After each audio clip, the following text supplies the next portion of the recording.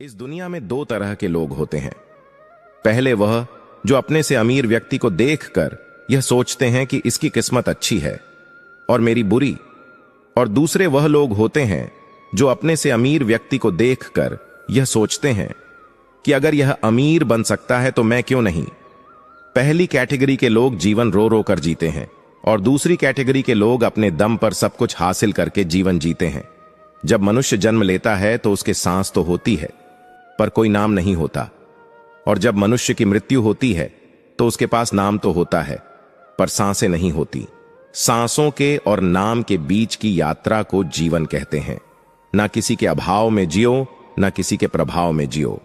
यह जिंदगी है आपकी, आप अपने स्वभाव में जियो। भगवान श्री कृष्ण जी कहते हैं, जहां जिसका दाना लिखा होता है समय उसे वहीं बुलाता है।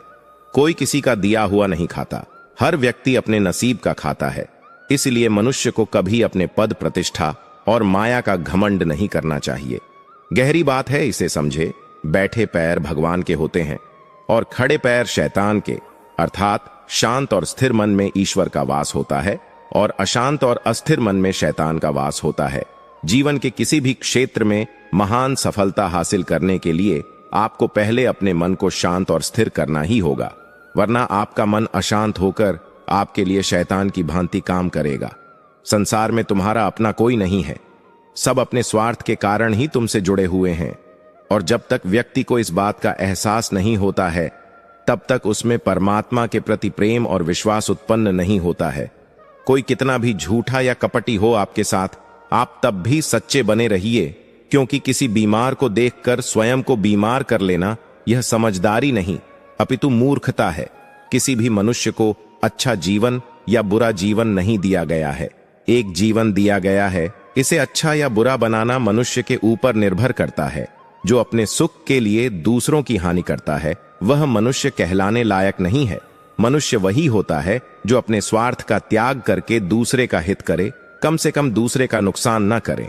भगवान श्री कृष्ण जी कहते हैं, जो इंसान सिर्फ खुद के लिए जीता उसका एक दिन मरण होगा, और जो इंसान दूसरों के लिए जीता है उसका सदैव स्मरण होगा।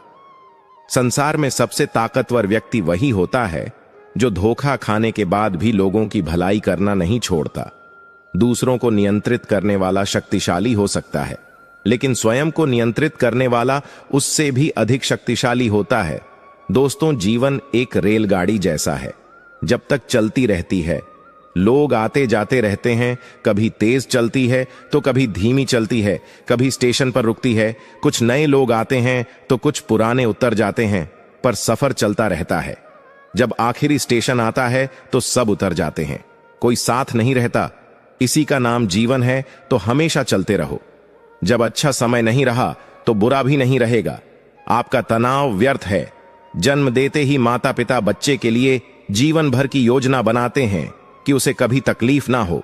जरा सोचिए, जिसने दुनिया बनाई है उसने तुम्हारे लिए कितनी योजनाएं बनाई होंगी।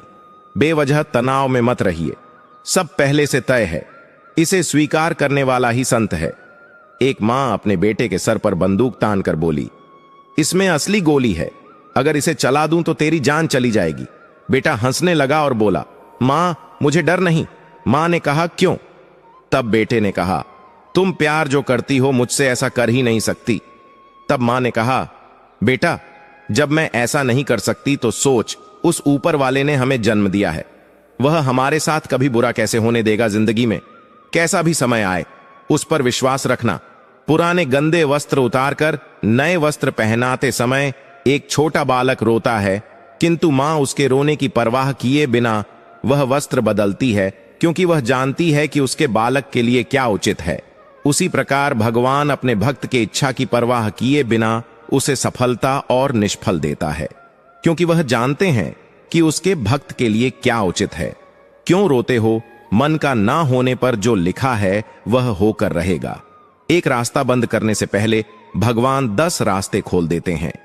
गर्मी के मौसम में पत्ते सूखने के बाद भी पंछी घोंसला नहीं छोड़ते, क्योंकि वह भी जानते हैं फिर से बरसात आएगी और पेड़ पर नए पत्ते आएंगे। जो हुआ उसे भूलकर नई शुरुआत करो, और याद रखो, जिसका कोई नहीं होता उसका भगवान होता है। जन्म के समय में आप क्या लाए थे जो अब खो दिया है, आपने क्या पैदा किया था जो नष्ट हो गया है? जब आप पैदा हुए थे तब आप कुछ भी साथ नहीं लाए थे। आपके पास जो कुछ भी है आपको इस धरती पर भगवान से ही प्राप्त हुआ है। आप इस धरती पर जो भी दोगे तुम भगवान को ही दोगे। हर कोई खाली हाथ इस दुनिया में आया था और खाली हाथ ही उसी रास्ते पर चलना होगा। सब कुछ केवल भगवान के अंतर्गत आता है। गीता में भगवान श्री कृष्ण जी ने कहा है, जो लोग तुम्हारी बुराई करते हैं करेंगे, चाहे तुम अच्छा करो या बुरा, इसलिए शांत रहकर अपना कर्म करते रहो। निंदा से मत घबराओ। निंदा उसी की होती है जो जिंदा है। मरने के बाद तो सिर्फ तारीफ होती है। साथ रहकर जो छल करे उससे बड़ा कोई शत्रु नहीं हो सकता। और जो हम हमारे मुंह पर बुराइयां बता दें उससे बड़ा कोई मित्र नहीं हो सकता। याद रहे, साफ साफ बोलने वाला कड़वा जरूर होता है।